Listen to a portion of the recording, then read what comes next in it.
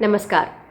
व्यक्ति अपनी खुशियों को बाहर खोजता है क्योंकि उसे लगता है कि दुनियादारी की जो सामग्री है और जो रिश्ते वगैरह हैं वो उससे उसके भीतर जो अपूर्णता है वो मिटेगी और वो पूर्ण होगा।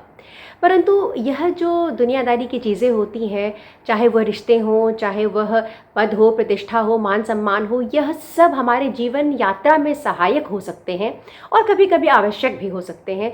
परंतु यह हमारी आत्मा को पूर्णता दें, ऐसा नहीं है। तो आत्मा को जो पूर्णता है वो बाहर से कभी नहीं मिलती। उसके लिए हमें अपने भीतर झाँक के देखना होगा और हमें अपने आत्मा का बोध होना पड़ेगा। आत्मिक बोध जिसे कहा जाता है, ये कठिन है, ये बहुत कठिन है, परंतु यह अपने पूर्णता के लिए उठाया जाने वाला पहला कदम है। उम्मीद करती हूँ कि मैं जो कह रही हूँ उस कविता के माध्यम से आप तक पहुँच पाए। और इस कविता का मैंने शीर्षक लिखा है खुद को खोजता मैं। खुद को खोजता मैं। तो बढ़ते हैं कविता की ओर। जो बाहर खोज रहे हो, जो बाहर खोज रहे हो तो मात्र भटके जाओगे। बाहर भूल भुलैया है, बस उलझ कर रह जाओगे। मृग मरीचिका से भरी जब जीवन की राहें, मृग मरीचिका से भरी जब जीवन की राहें, उन राहों पर भरोसा कहो क्या कभी कर पाओगे। उसने मुझसे यह कहा, उसने यह कैसे किया। दोषी वह, लोभी वह, द्वेषी वह, ढोंगी वह।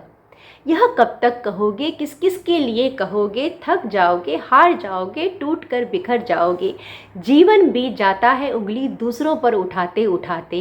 जीवन बीत जाता है उंगली दूसरों पर उठाते उठाते। सच तो यह है कि हम खुद को कहाँ है कभी समझ पाते।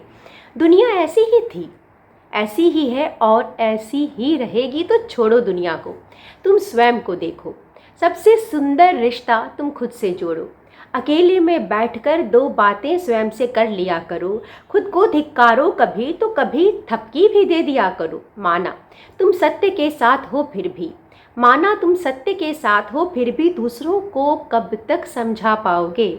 जिस ऊर्जा से था राम को पाना, उस ऊर्जा को फिजूल ही गवाते जाओगे। तुम पहुँचो तो राम तक, तुम पहुँचो तो राम तक, तब दुनिया तुम्हारी राह स्वयं चलेगी। खुद को कर लो बुलंद इतना कि झूठ खुद ब खुद झुकेगी। और यदि झूठे हो तुम तो तुमसे बढ़कर यह कौन जान पाएगा।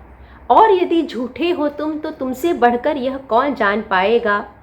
आत्मचिंतन कर लो अपना, समय कम है, खेल कल खत्म हो जाएगा, खेल कल खत्म हो जाएगा।